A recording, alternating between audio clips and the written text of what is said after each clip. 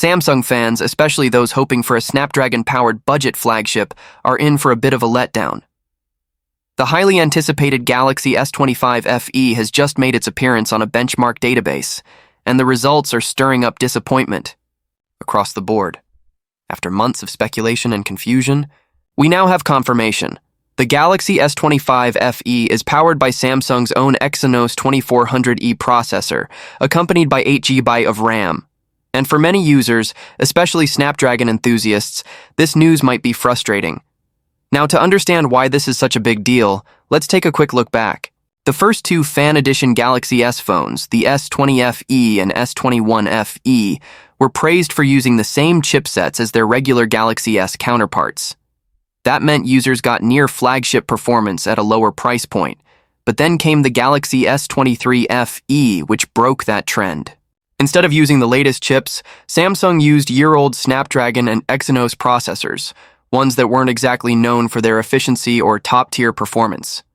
Naturally, fans hoped that was a one-time decision. Unfortunately, the Galaxy S25 FE makes it clear that wasn't just a fluke. The Exynos 2400E inside the S25 FE is a slightly downclocked version of the Exynos 2400 found in the Galaxy S24 and S24 Plus models in most regions.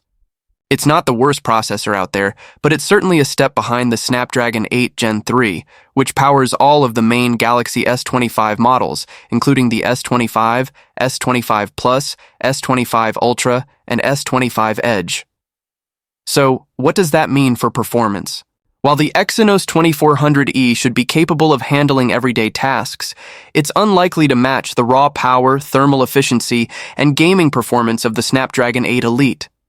For power users or gamers, this could be a deal breaker, especially if they were expecting a balanced FE phone with more Snapdragon-like power under the hood. And it gets worse for those hoping Samsung might offer a Snapdragon variant of the Galaxy S25 FE in select markets. Given how things went with the Galaxy S24 FE, which used Exynos chips even in the US, it seems Samsung has fully leaned into its in-house silicon, likely due to the rising cost of Snapdragon processors. Qualcomm's latest chips, especially the Snapdragon 8 Elite, are reportedly so expensive that even Samsung had to make some tough choices, and choosing Exynos for the FE line is one of them. There's also another compromise here. While many 2025 smartphones are now starting to offer 12 GB RAM as standard, the Galaxy S25 FE is sticking to just 8 GB. For casual users, that may not be a huge issue. But for those who multitask heavily or want a phone that stays fast for years, this might be seen as yet another corner being cut. But it's not all bad news. In fact, there's one key area where the Galaxy S25 FE may actually outperform its more expensive siblings, software updates.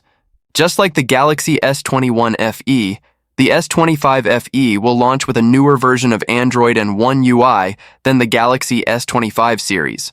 So while the main Galaxy S25 models may debut with Android 14 and One UI 6.1 or 7.0, the S25 FE is expected to come with Android 15 and a newer One UI version right out of the box.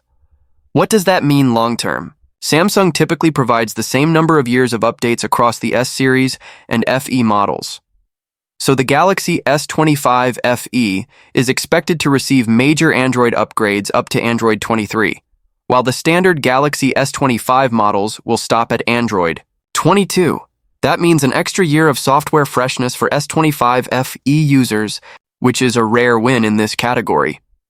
Still, for those who were holding out hope that Samsung would return to Snapdragon chips for its fan edition phones, especially after the criticism surrounding the S23 FE, this development will feel like déjà vu, and not the good kind.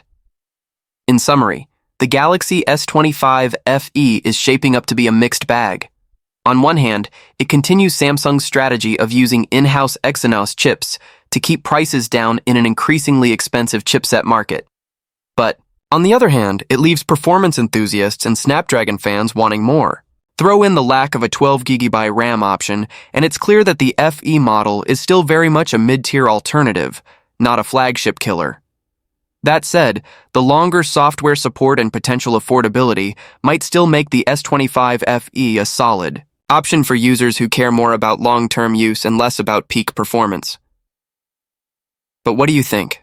Does the lack of a Snapdragon chip kill your excitement for the Galaxy S25 FE, or are the software updates and pricing enough to win you over? Let us know in the comments. And don't forget to like, subscribe, and hit the bell for more updates on Samsung's latest devices.